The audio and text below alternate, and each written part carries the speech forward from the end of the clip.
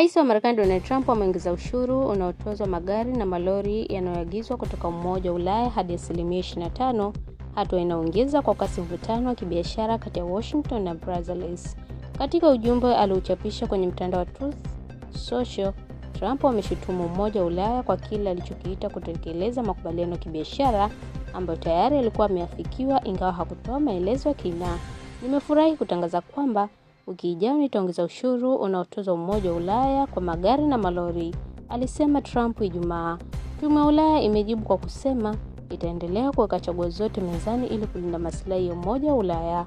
Tume hiyo imesema EU inatekeleza wajibu wake katika makubaliano hayo, lakini pia inatafuta ufafanuzi zaidi kutoka Marekani kuhusu upande wake wa utekelezaji.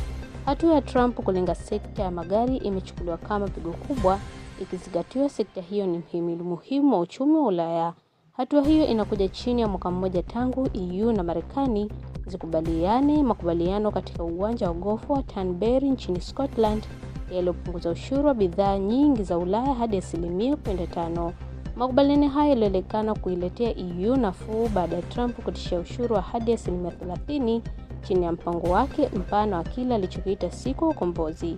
Kwa upande wake, Ulaya ilikubali kuwekeza Marekani na kufanya mabadiliko yaliyotajwa kuongeza mauzo ya bidhaa za Marekani. Alipoulizwa ni kwa namna gani EU imekiuka makubaliano hayo, Trump hakutoa ufafanuzi. Alisema tuna makubaliano ya kibiashara na Umoja wa Ulaya, hawakuzingatia ipasavyo, ndivyo maana nimeongeza ushuru kwa magari na malori.